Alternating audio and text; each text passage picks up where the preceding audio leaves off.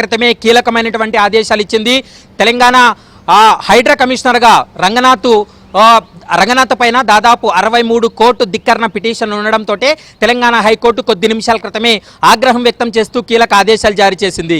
అయితే హైడ్రా కమిషనర్గా కొనసాగుతున్నటువంటి రంగనాథ్ను ఆ స్థానం నుండి తప్పించాలని, అర్హత కలిగినటువంటి అధికారిని నియమించాలంటూ కూడా తెలంగాణ రాష్ట్ర సీఎస్కు తెలంగాణ హైకోర్టు అయితే మాత్రం ఆదేశాలు జారీ చేసినటువంటి పరిస్థితి కనపడుతుంది.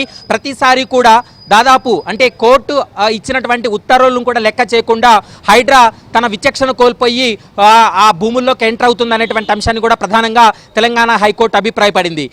హైడ్రా ఏర్పాటైనప్పటి నుంచి ఇప్పటి వరకు మనం చూసినట్లయితే దాదాపు 63 కోర్టు ధిక్కరణ పిటిషన్లు ఉన్నాయని, ఈ 63 కోర్టు ధిక్కరణ పిటిషన్లకు సంబంధించి కూడా తెలంగాణ హైకోర్టు ఆగ్రహం వ్యక్తం చేస్తూ ఆ స్థానంలో ఉన్నటువంటి రంగనాథ్ను తొలగించి అర్హత కలిగినటువంటి అధికారి అంటే ఐజీ స్థాయి అధికారిని నియమించాలంటూ కూడా సీఎస్కు ఆదేశాలు ఇచ్చినటువంటి సందర్భం కూడా కనపడుతుంది. ఈ వ్యవహారం అంతా ఎందుకు వచ్చిందంటే మనం చూడొచ్చు, అంటే గడిచినటువంటి 3 రోజులుగా తెలంగాణ హైకోర్టులో విచారణ కొనసాగుతుంది.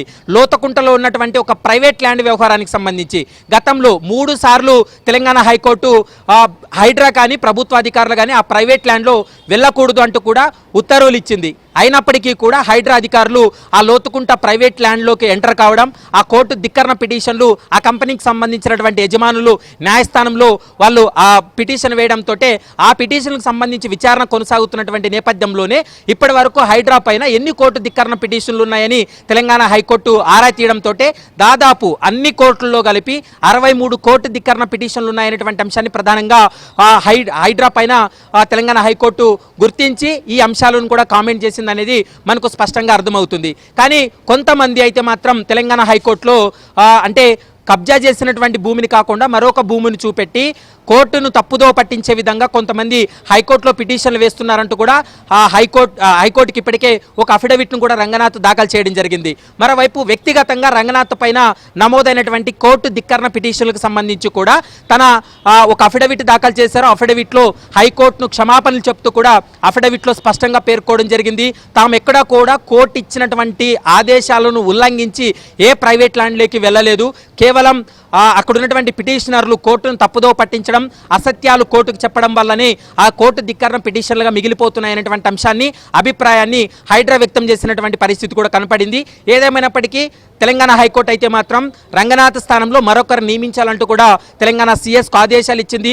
మన రాష్ట్ర ప్రభుత్వం సీఎస్ ఎలాంటి నిర్ణయం తీసుకోబోతుంది, ఇప్పుడు తెలంగాణ హైకోర్టు ఇచ్చినటువంటి ఆర్డర్ను ఏమైనా సవాల్ చేయబోతుందా, నెక్స్ట్ స్టెప్ ఎలా ఉండబోతుంది అనేది మాత్రం చూడాలి. కానీ హైడ్రా మాత్రం స్పష్టం చేస్తుంది, కేవలం కబ్జాదారులు ఈ యొక్క ప్రభుత్వ ల్యాండ్ను కబ్జా చేసేటువంటి ఒక ప్రయత్నంలో భాగంగానే హైడ్రా వెళ్ళి ఆ ప్రభుత్వ ల్యాండ్లన్నింటినీ కూడా స్వాధీనం చేసుకుంది.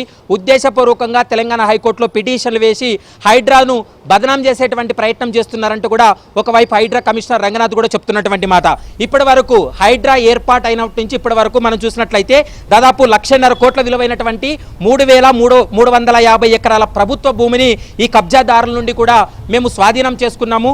మరోవైపు 25 చెరువులను పునరుద్ధరించాము. 25 చెరువులు కూడా పూర్తిగా కబ్జా అయిపోయి చెరువులు అనేటువంటి నామరూపాలు లేకుండా చేసే ప్రయత్నం చేశారు. అయినప్పటికీ కూడా దాదాపు 25 చెరువులను పునరుద్ధరణ చేశామనేటువంటి అంశాన్ని ప్రస్తుతం ఏబిఎన్తో కూడా హైడ్రా కమిషనర్ చెప్పినటువంటి సంగతి కనిపిస్తుంది. మరోవైపు నిన్న ఆంధ్రజ్యోతితో కూడా హైడ్రాపై వచ్చినటువంటి ఆరోపణలకు సంబంధించి కూడా కొన్ని కీలక వ్యాఖ్యలు చేసినటువంటి పరిస్థితులు కూడా మనం చూసాం.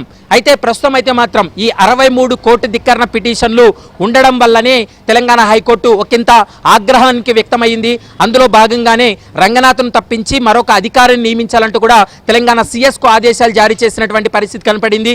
గతంలో మేడ్చల్లో జరిగినటువంటి ఒక ప్రైవేట్ ల్యాండ్ వ్యవహారానికి సంబంధించి కూడా తెలంగాణ హైకోర్టు కీలక ఆదేశాలు ఉన్నప్పటికీ కూడా అక్కడ కొంతమంది హైడ్రా అధికారులు వెళ్ళి ఆ కోర్టు ఉత్తర్వులను ధిక్కరించి ఆ ల్యాండ్ను స్వాధీనం చేసుకునేటువంటి ప్రయత్నం చేశారనేటువంటి అంశానికి సంబంధించి కూడా గతంలో తెలంగాణ హైకోర్టులో వాదనలు వినిపించారు. ఆ సమయంలో కూడా తెలంగాణ హైకోర్టు హైడ్రా పైన కొన్ని ఆగ్రహం వ్యక్తం చేసినటువంటి పరిస్థితులు కూడా మనకు కనపడుతున్నాయి. కాబట్టి ఈరోజు ఆర్డర్ కాపీ మరికొద్ది సేపట్లో రాబోతుంది. ఆ ఆర్డర్ కాపీలో ఇంకా ఎలాంటి అంశాలను తెలంగాణ హైకోర్టు అభిప్రాయపడింది అనేది మాత్రం చూడాల్సినటువంటి అవసరం ఉంటుంది.